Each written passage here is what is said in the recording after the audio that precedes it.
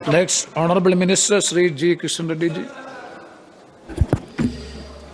आदरणीय अध्यक्ष जी, मैं तेलुगु स्टेट तेलंगाना से आता हूं, इसलिए आपका अनुमति से मैं तेलुगु में बात करना चाहता हूं।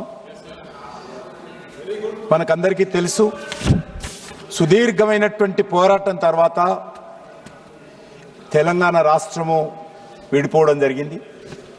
ఆ రోజు కాంగ్రెస్ పార్టీ 1969లో మరి 369 మంది విద్యార్థులను తుపాకులతో కాల్చి చంపింది జై తెలంగాణ అన్నందుకు. ఆ తర్వాత ఇటీవల జరిగినటువంటి చివరి దశ పోరాటంలో కూడా 1200 మంది తెలంగాణ ప్రజలు ఆత్మ బలిదానంతో తెలంగాణ వచ్చింది. చివరకు తెలంగాణకు సంబంధించినటువంటి 4 కోట్ల మంది ప్రజలు కాంగ్రెస్ పార్టీ ప్రభుత్వం మెడలు వంచి తెలంగాణ తెచ్చుకున్నారు.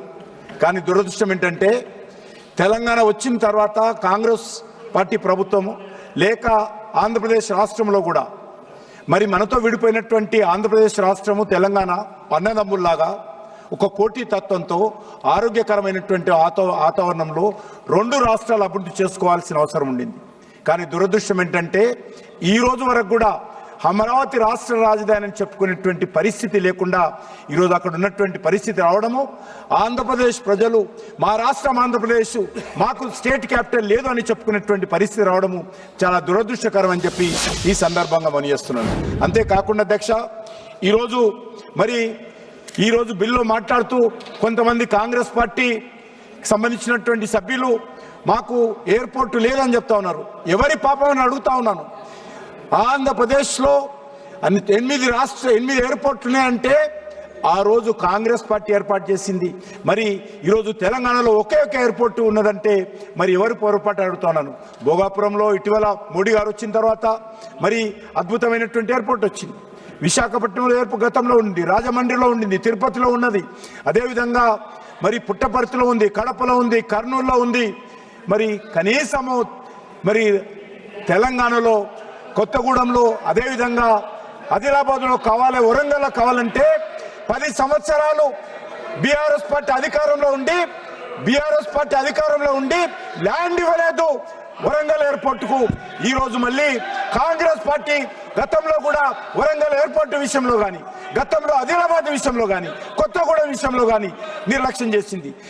కాంగ్రెస్ పార్టీ అధికారం ఉన్నన్ని రోజులు తెలంగాణలో రైల్వేల అభివృద్ధి జరగలేదు, రైల్వేలు వెనుకబడిపోయినాయి, జాతీయ రహదారులు అభివృద్ధి జరగలేదు, అనేక రకాలుగా తెలంగాణ వెనుకబడింది. కాబట్టే తెలంగాణ ఉద్యమం వచ్చింది.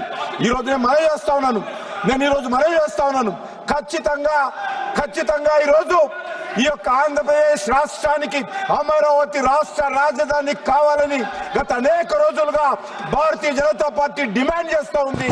ఈ రోజు దానికి ఒక సానుకూలమైనటువంటి పరిస్థితి రావడం మీద చాలా సంతోషమని మనం చేస్తున్నాను.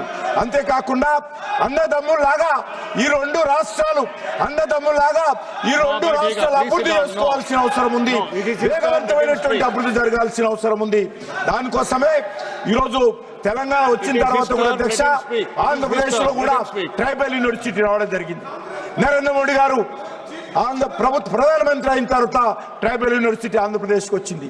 అంతేకాకుండా ఈరోజు ఆంధ్రప్రదేశ్ లో అనేక రకాల అభివృద్ధి కార్యక్రమాలు జరుగుతూ ఉన్నాయి.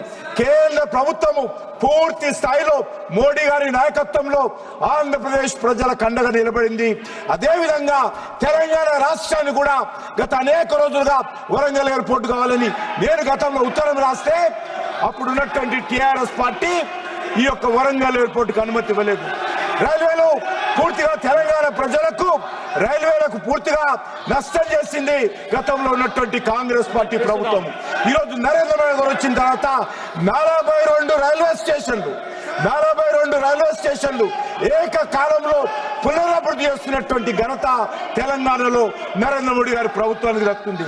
గతంలో ఉన్నటువంటి 2500 కిలోమీటర్ల జాతీయ రహదారి ఉంటే ఈ యొక్క నరేంద్ర మోడీ గారి ప్రభుత్వము గత 11 సంవత్సరాలలో అదనంగా 3000 కిలోమీటర్ల జాతీయ రహదారులు సుమారు 1,30,000 కోట్ల రూపాయలు ఖర్చు పెట్టి ఈరోజు తెలంగాణలో జాతీయ రహదారులు అభివృద్ధి జరుగుతూ ఉంది.